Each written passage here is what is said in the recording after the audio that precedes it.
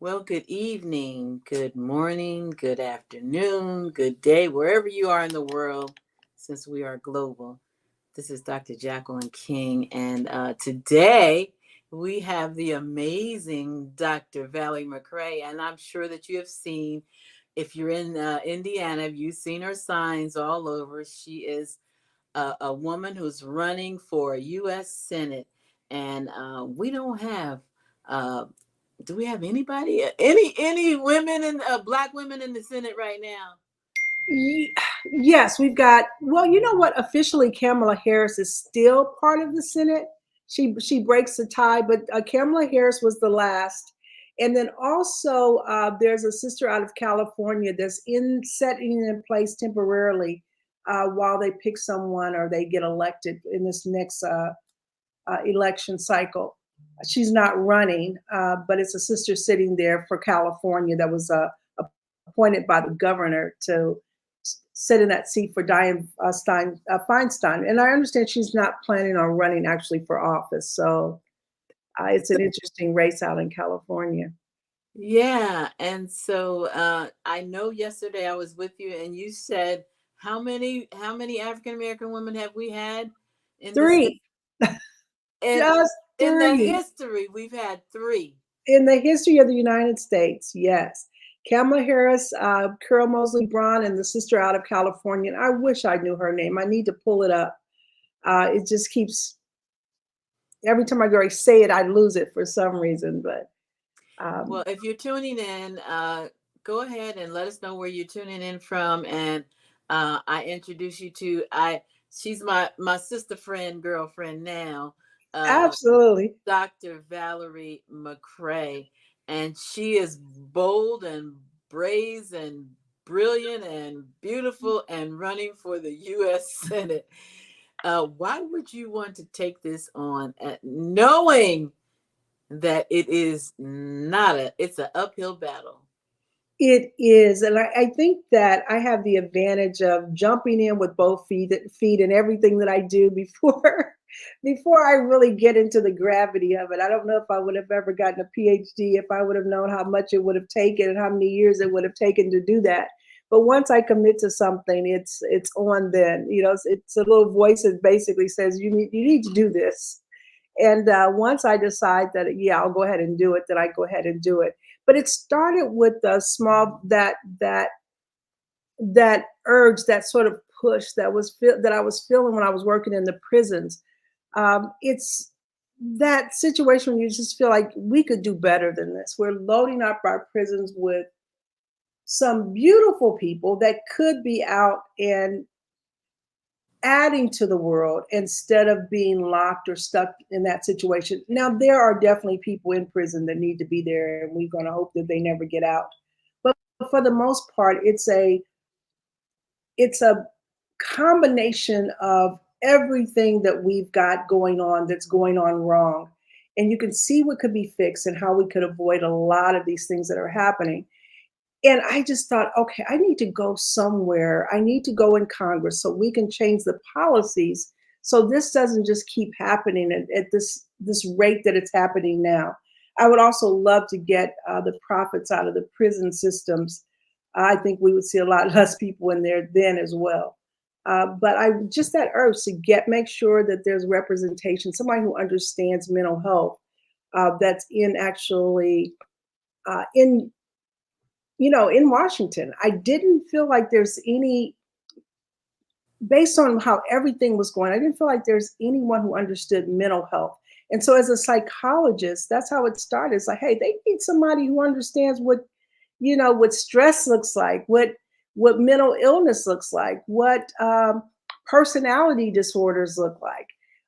They need someone who understands what it feels like for people to not be able to make their ends meet.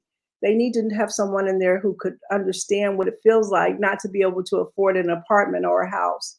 They need to know what it feels like, have somebody know what it feels like to not be able to pay their medical bills or have to choose between medications and and eating actually. And they needed to know somebody who knows what it feels like to be a woman and have Mhm. their rights taken away. And Mhm. that's primary for most women. I know that we make sure that we get women's rights back on track. Somehow or the other, we got bamboozled. We got surprised by this whole Supreme Court thing. We weren't ready for it. So it's a matter of putting people in place that's ready to for the battle, ready for the fight coming, coming on in 2024. We've got to do this. Amen. Bernice Mason, good evening. Let us know where you're coming in from. Please share the broadcast because we need to get this message out to everybody. You don't have to be in Indiana to support this queen, uh, and she will be the only woman that we will have, other than Kamala, that will be in the Senate if we get her in there, when we get her in there, because I like to think I'm positive. But you said something, and we talked about this yesterday. Mental illness actually affects just about every area. I used to serve on the Community Police Review Board in Yeah, Greensboro, North Carolina. So you already know, and it was surprising to me that a lot of the arrests, and I'm not a mental health professional, I could already tell that they were in a mental health crisis. And for somebody who doesn't have any background with mental health, you're arresting somebody that is not in their right mind, and you're absolutely. locking them up, and you're treating them horribly. That's a problem. It's a big problem. It's a big problem from a lot of different directions. But I will say that, almost everyone I know knows someone that they're either afraid of or afraid for because of their mental health issues. We've all been there with somebody that's, this person needs some help here, or this person we need to keep at a distance because this person is a little bit dangerous and we can feel it. We can feel it. And there's other people we just know need to get help right away. And look how many people have to just stay up at night worrying about someone they love because they don't know when they're coming home, if they're coming home, how they're coming home. Their children, or some of them, are just raising themselves because their moms are not quite right or their dads are not quite right. We've got so many children that are we call these parentified children, and these are children that are in the roles of being the adults sometimes for the parents. And watching that dynamic and letting the streets raise them instead of the parents raise them, it's a phenomenon that we have to get a hold of, and get a hold of all these children and people that are just out here floating. Mental health is everything. A lot of times, and I make this comment all the time, is that the wealth of our nation depends on the mental health of our nation. And right now, a lot of us are stressed out to the core, and a lot of us aren't quite right sometimes. But mostly, it's just the stress of day to day. We're on the grind, day in and day out, and there's no let up. And that's the part that I want to go and make some headways in, making sure that wages make sense, and prices for things make sense, and that we have some sort of control over our economy, our environment. All these things are very, very important.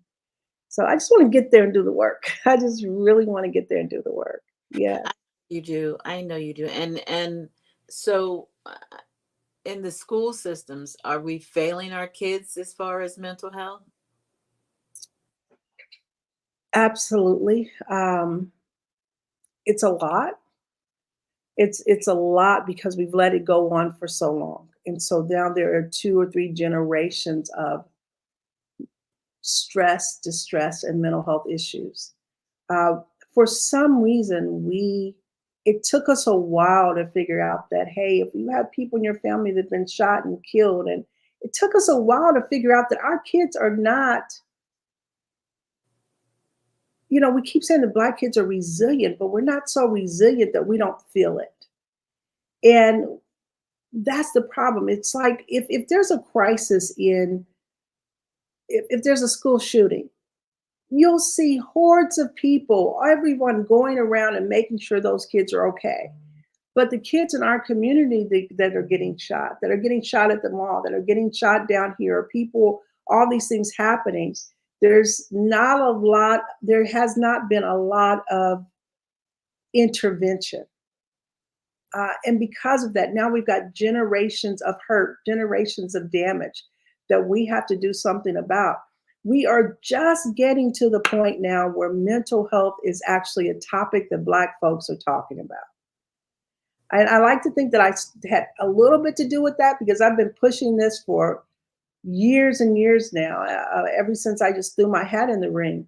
But it was always about mental health at that time because I wanted to take the stigma out of talking about mental health. And even I remember years ago, I mean, several years ago, I had a campaign manager. This is when we were starting. He says, whatever you do, nobody wants to hear about mental health. I said, but I'm a psychologist. I am that conversation. There's no way for me to get around talking about that. I'm going to let them know I'm a psychologist. Once I let them know I'm a psychologist, it's wide open anyway. So it's going to be a conversation. We need to lead with that. It was hard convincing them at that time. Now I'm sure he's looking back. I don't have that campaign manager anymore, but I'm sure he's looking back saying, boy, I wish I would have allowed her to push what she really wanted to push. Straightforward instead of the sort of sideways that I was trying to do it at the time. And I wish I would have overrode him and said, hey, no, we're going head on with this instead of the way we went about it at the time. But we still got the word out. We still I still believe we did a lot to get the mental health conversation going. So I'm proud of that part. And Dr. hopefully it McCray, keeps going. what makes you feel like you are the best candidate for this time? I think that I am such a cross combination of a lot of different things, such that I can talk about and relate to almost any subject. I don't know if you remember Baker Shoes, the Baker Shoe store. I don't know if that's before your time or if that. Yes, no, I remember. Oh yeah, yeah. So I mean, I've sold shoes, I've driven Lyft, I've done all of these things, including being a psychologist. I know what it feels like to be okay financially, but I also know what it feels like to be broke and have to make ends meet. I know what it feels like to go to Aldi's and still have to put some things back. I know how it feels to do all of that and work, work to the grind and still not be able to make it meet. Being a single Black woman, basically, it's still, you still have some challenges. I know what those things feel like, but I've also been a flight attendant. I've flown internationally, so I have an international sort of lens on the world anyway. So I've done that. And my friends are all over the world, so I try to keep abreast of what's going on all over the world anyway. Um, there's also I've had my own business. I've worked in a lot of different sectors, in the prisons, and I've worked with the military for so long now that I feel like I have heard stories. I've heard thousands of stories from, gosh, how many different wars? From Vietnam, Afghanistan, the Gulf, gosh, uh, Desert Storm, Desert Shield, all those deserts, and they start to merge together. Iraqi war and Afghanistan, and you've got all of these stories that bring war to life in a way that I also feel like I definitely need to get to Washington Mm-hmm. to sort of let people know the mental health cost of war, which is a lot more, even more extensive than the physical damage of property and the physical damage to people's bodies, the mental health damage. Someone needs to stand in that place and say, do you realize what you're doing to these men and women and their families when you send them off to war? So we've got to make darn sure that this is what we want to do and this is what we need to do. So I think that voice needs to be there as well. So coming from all these different sectors, I've been a single mom. I've raised a Black son. And I've worried about him, at times because of, if he's out late or if he was out late at night, it's like, okay, is he going to come home? Is he not going to come home? I have all of those things happening. So how can I, and I also, let me tell you something else. Prisons tend to be in all white rural areas. So half of my life is in these all white rural areas. So you get to know those communities as well. So you get to, you're eating lunch, you're doing this, you're shopping, or you're buying something at their markets or whatever. So you're interacting with the people from the small rural towns as well. So those are conversation crossovers that I can have because I understand what's going on with their communities.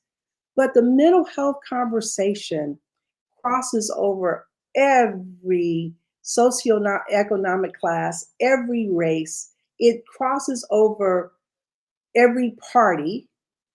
It's a conversation we all have to have. And so, in that, I'm the one candidate that can actually speak to a large array of people. It's like I am America. I am a cross section of all Americans right now, and I think that will resonate with the voters going forward. Absolutely. It seems like I don't even know if this is a fact or not, but it seems like more and more, maybe we're just discussing it more, Black kids are on the spectrum. And that is a real issue.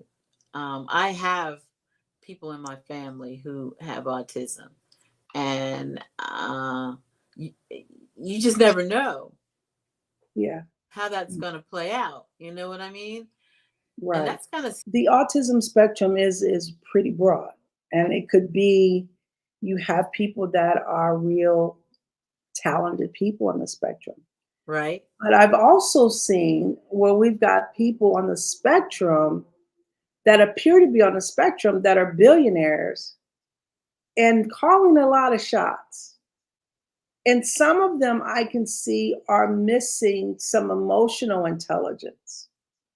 And we got to realize that even they are on the spectrum. And so that spectrum is pretty broad. It can produce some outstanding results in certain areas, but it also on the severe disability spectrum, That's the one I'm talking. that's very, very difficult for the caregiver, for the caregivers. It's very difficult for a lot of different people that are interacting.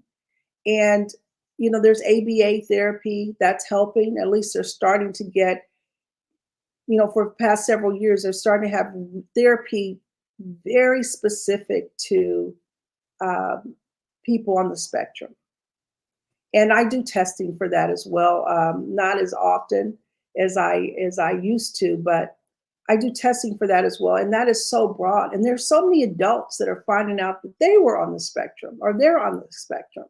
They didn't realize that the fact that they're don't like to eat certain foods or they don't mix their foods together or certain things that touching their skin bothers them that doesn't bother other people. They don't interact well with people. They don't quite get the joke. They don't quite know when to sort of chime in and join a conversation. It's not just shyness. It's that they are a little bit on that spectrum, but they function just fine in life for the most part. But then you've got the ones that are severely disabled, and that wears out everybody. And so then we have to support the caregivers because that's a 24/7 job. Those children or those adults are children. They hear everything and feel everything, and it's such intense levels. It's just hard for them to function in life. They feel touches, they hear things, they hear things more intensely.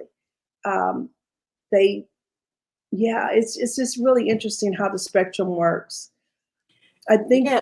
that in the end, they're going to find different diagnoses within that spectrum. Yeah. But so my question is, and I know they have certain ones they can appear to be completely normal and they can have triggers.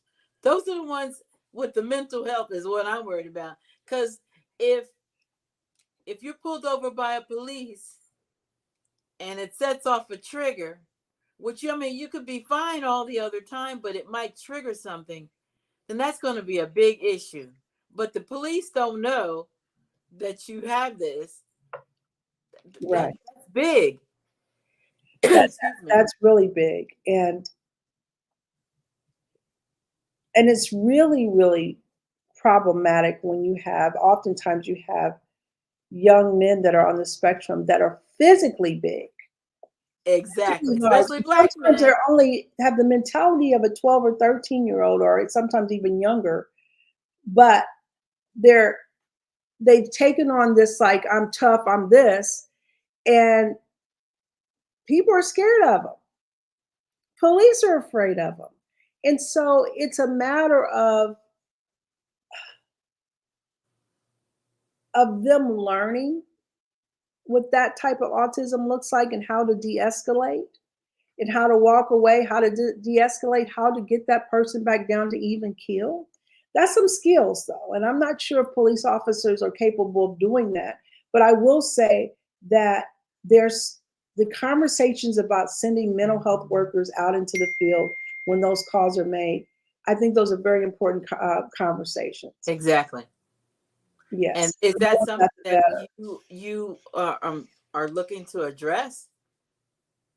Absolutely. A lot of these are local issues, but can do is make sure we're changing the conversation in Washington such that we know that we're allocating funds, we're allocating research dollars, we're allocating things so that the states can have more to work with and have better systems to work with. We can help on a global level or even on a national and global level finding the best therapies possible. What works, what doesn't work, and to help spearhead that with the research and all that stuff to make sure that we get the help to the people that's needing it most. But having young big men on the spectrum that are loud and boisterous, it's a recipe for it's a dangerous recipe for a lot of people involved, but definitely dangerous for that young person. That's something that I really care about. Getting the police officers, because I mean, I actually took it upon myself in Greensboro to go through the Citizens Police Academy so I could understand. It's easy to be a person looking at a situation and say, I wouldn't have done that. But when you're making a split second decision, whether it's going to be your life or their life, a lot of people don't think that. But I actually had to go through the simulation. So Ye- I know those are conversations that we really need to be having. Yes, because unless you're trained on takedown methods and you're trained on methods to deal with someone outside of using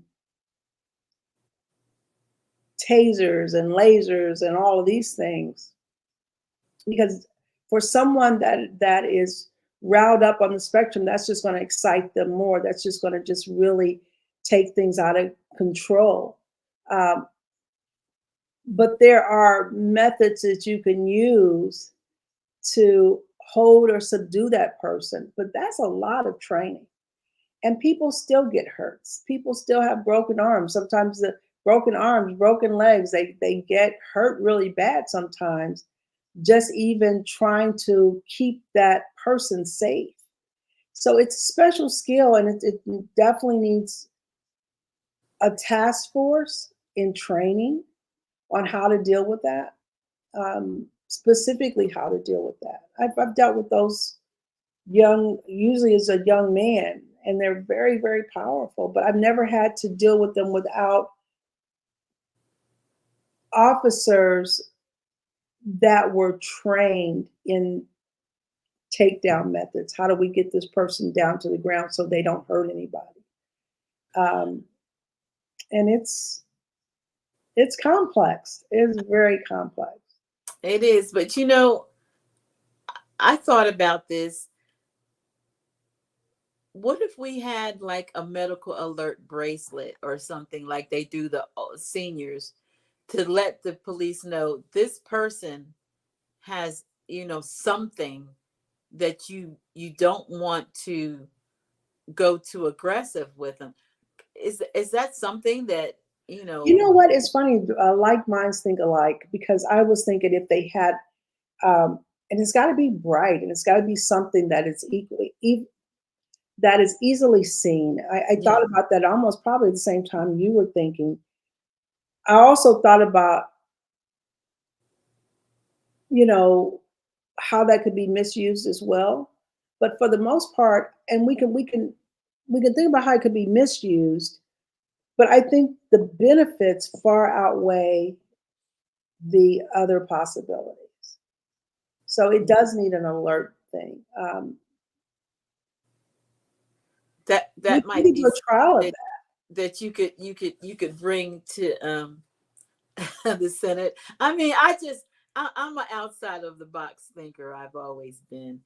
Now Uh, you got to realize there's going to be a conversation saying that you're labeling people, you're marking people, you're putting tags on them, like there's going to be a conversation about. yeah, but I understand the conversation. But I tell you what, I'd rather have a label than be dead. You'd rather have a label and have your loved one dead. And Yes, I'm absolutely. saying, like you say, the good probably outweighs the bad. And maybe it could be something that's not so obvious. I don't know. I'm just thinking, but there it has to be a way, um that you can tell. I mean, I serving on the police community review board, I've seen some horrific outcomes. I kid you not. Because we reviewed the footage of people who were arrested by police, and it was our job to determine if their rights had been violated. Okay, so, and I mean, watching video after video after video. Probably I did it for 3 years. I mean, I've seen some really rough stuff. Yeah, yeah.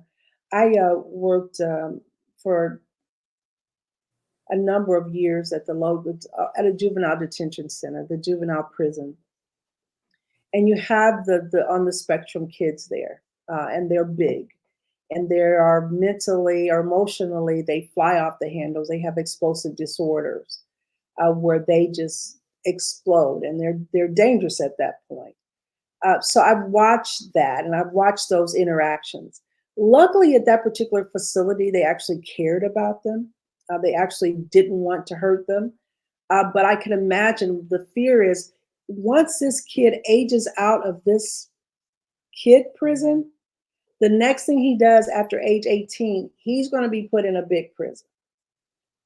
And he's going to sound well enough that people will think they're okay until that they explode, until they start doing something that's off the wall. But by that time, they're already in the system for good. Yeah, 'cause it's hard to get out. Um, Yes. well, I just really wanted to give you an opportunity to share, what your plans are when you get in, and how people can support you. What do you need? Right now, for everyone in Indiana. Oh, I voted yesterday, which you already know that. I had to tell everybody I voted already. Thank you. I hope you voted for me. Of But course. the what I need is for everyone in Indiana to get out. That if you know somebody that knows somebody that's registered to vote, get out and vote. A lot of people don't understand just how important the primary elections are. I happen to have an opponent, and I will feel he's not the right person for the job right now. He just is not. When we win this election, what we'll be able to do, I'm pretty confident, I'm very confident we can take out the Republican opponent. And that's a guy named Jim Banks. He looks like he's a front runner for the for the Republican Party. I can take out Jim Banks. I'm not very convinced that my opponent can. So let's get everyone out to vote so we can do what we need to do to make sure we have what we need to have. What I'm asking for is people to help catapult me to the top so I can start throwing some ropes down and pulling people up. But right now we don't have anybody at the top that is throwing ropes down to the people that need the ropes. Right now, all the ropes are being thrown down to rich folks, to billionaires, to corporations. They're not being thrown down to the everyday people. We're just made to just struggle. So I need people to get to the voting polls, take 5 people with them, get on their Facebook pages or whatever and say, hey, go to ValerieMcCray.org. Look at this sister. Go vote for her on Tuesday. It's so, so, so important. So important. Great. And they also can make donations there. Yes, I have to absolutely. say it. Yeah. You don't Yes, have to be in Indiana to support a sister. Um, yes. you know, It's an investment. People don't realize that donating to their candidate it's an investment. That person needs the money to run. Everything is expensive. We have to pay people. We have to pay for items that we need. We have to pay for digital ads. We have to pay to let people know that we're out here. And that's the struggle. I mean, if people don't know you're out here, then you're in a bind. And the only way to do that is to have the money to buy these different ads and these different things that you need to make sure you get the word out. I'm confident that we'll be able to get a lot of it out by just word of mouth. That's half the battle, but the other half is the digital ads and the Facebook ads and the banners and the yard signs and cards and all those things add up really quickly. So we need people's help basically to get that done. and I know your sign is expensive because you got your face on there. I got it in my yard. I know my I know my neighbors are like, what in the world? You know what? Our signs are the only signs I've seen with my face on, with a face on them. And they Me are a too. little bit more expensive. They're twice as much. But the point is that we wanted to make a point that there's a woman running and there's a sister running. And we wanted to drive that home because some people, they don't know who I am. Uh, and until it becomes a household word, they need to see it. And usually when people see it, like, oh, okay, that's who she is. Okay, I got that vote. Not that I'm pulling directly just because I'm a Black female, it's because I can do the job. But it's good for them to be able to put a face with the name for right now. Then later on, years down the line, when our name becomes a household, we can just put the name out there, get the cheap signs. But right, right now, we need the ones with the picture on them. So I like that. And yeah, a little unknown fact that I didn't know. Dr. Valerie ran for president. That you floored me with that. I did. I did. You know what, Dr. King, I just don't have that part of my DNA that says that I can't do something. I felt like there was a need. I felt like someone with a mental health background needed to be in Washington at that time. I said, I'm gonna just throw my hat in the ring and do this. Trump was running at the time, and it's like, if this guy can run, then surely I can do it. And then surely they need the choice here. So that was the thing. They needed someone with that eye. But yeah, I had no problems trying it. Now it got to be a little testy once Joe Biden picked his running mate, Kamala Harris. Then everyone was like, "Get out of the race! Get out of the race! You're gonna a vote for you as a vote for Trump or whatever." So people were mad that I was in the race as long as I was. But I did get out of the race because I understood people were getting a little bit afraid and they needed to understand that every vote was going to count. So we did do that. Um, and I did get off the bandwagon before it did get off before it got to be a problem. But we were a small campaign. It was an honor that people really thought that that I could take votes from Joe Biden. So I thought that was kind of interesting. I'm like, me take votes from Joe Biden?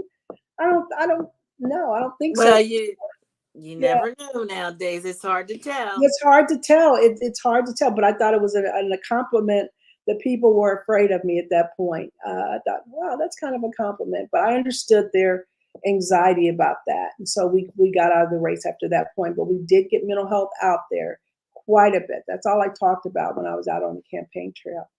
The funny thing is, Jacqueline, was that Washington Post magazine got hold of this. And so people around the country knew about it, that I was running, but no one in Indiana knew that I was running because we don't carry Washington Post or even New York Times in Indianapolis, anywhere. So it was bizarre. So I could call Wyoming somewhere and somebody said, "Are you the Valerie McCray that's running for president?" And I'm like, "Yeah, that's pretty cool to know that." Yeah. Well, now you're the Dr. Valerie McCray that's running for the U.S. Senate. Yes. Everybody remember that. Please, please, please, please, please share the broadcast. Um, Yes. Even if you're not in Indiana, because we have people all over the United States and actually the country, outside of the country. But share the broadcast so we can get the word out there. Dr. Yeah. Valerie, it's always a pleasure being with you. I know your schedule is so tight, so thank you for this time, and we're going to keep pushing. Keep pushing. Thank you. No, I'm always honored to have be on your show, Jacqueline. I'm just honored that you always invite me, and I will always say yes. Well, that's what we do. I don't give up either. I'm not a quitter either. So we're in this together until the end. Absolutely. Well, thank you. Thank you so much. Thank you, everybody. God bless. God bless everybody.